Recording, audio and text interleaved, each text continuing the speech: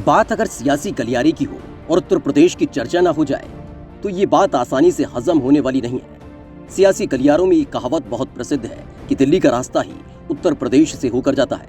फिर चाहे आपको दिल्ली तक पहुंचने के लिए न जाने कितनी बार यूपी के गोल गोल चक्कर लगाने पड़े।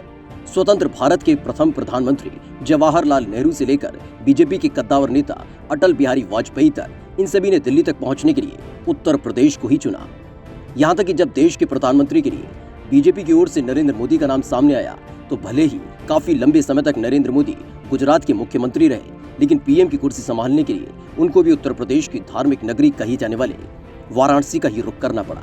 लेकिन कहा जाता है ना कि इतिहास अपने आप को दोहराता है, तो एक बार फिर से बीजेपी के अंदर खाने सियासी गलियारों में इन दिनों घमासान मचा है, जिससे अटकलों का दौर भी लगातार चल पड़ा है। जी हाँ, हम बात करने जा रहे हैं उत्तर प्रदेश के 2022 के लिए होने वाले विधानसभा चुनाव की, जिसकी पृष्ठभूमि 2021 में तैयार होनी शुरू हो गई है। पश्चिम बंगाल के बाद बीजेपी का पूरा फोकस इन दिनों यूपी पर आकर टिक गया है। सूबे की राजनीति को लेकर राजधानी लखनऊ से लेकर दिल्ली तक बैठकें तेज हो चुकी हैं। संघ और संगठन के पदाधिकारियों का भी यूपी में पैर पसारना तेज हो चुका है। यूपी में सरकार और पार्टी के कामकाज का लगातार फीडबैक जुटाया जा रहा है। बीजेपी में संगठन राष्ट्रीय महामंत्री बीएल संतोष के साथ ही यूपी प्रभारी राधा मोहन सिंह भी लखनऊ आकर वापस लौट चुके हैं। आपसे जब इतिहास की बात की ही है तो आपको इतिहास की ओर ले चलना भी हमारा काम है। जी हाँ, हम बात कर रहे हैं उस दौर की जब यूपी में कल्याण सिंह की सरकार हुआ करती थी। आज से ठीक 20 साल पहले साल 2000 में जब यूपी में कल्याण सिंह मुख्यमंत्री हुआ करते थे, उस समय भी यूपी में ठीक इसी तरह के सियासी घमासान था और भूमिहार आजमगढ़ और केंद्रीय नेतृत्व को लेकर था। अटल बिहारी वाजपेयी उस समय केंद्र सरकार में मुखिया थे और यूपी में उनके सिपहसालार कल्याण सिंह यूपी में सीएम की कुर्सी पर काबिज थे।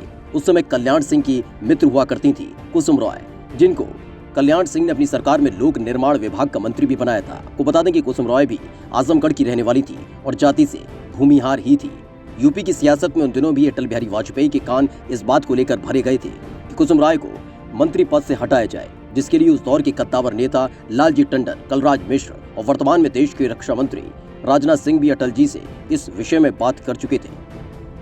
आज जब केंद्र में नरेंद्र मोदी प्रधानमंत्री हैं, तो यूपी में होने वाले 2022 के विधानसभा चुनाव को लेकर नौकरशाह से एमएलसी बने अरविंद कुमार शर्मा को यूपी में भेजा गया, जो कि नरेंद्र मोदी के पसंदीदा अफसरों में से एक है। अरविंद शर्मा के यूपी में आने के बाद से ही लगातार कयास लगाए जाने लगे कि यूपी में डिप्टी सीएम के पद पर बैठे केशव प्रसाद मौर्य की जगह लेने के लिए केंद्रीय नेतृत्व की ओर से अरविंद शर्मा को यूपी में भेजा गया है। देखने वाली बात यह है कि कल्याण सिंह की सरकार में भी उस समय इसी तरह के कयासों से बाजार गर्म होने लगे थे। कुसुम राय को मंत्री पद से हटाया जाए, जिसमें केंद्रीय नेतृत्व ने इस मामले पर हस्तक्षेप किया था।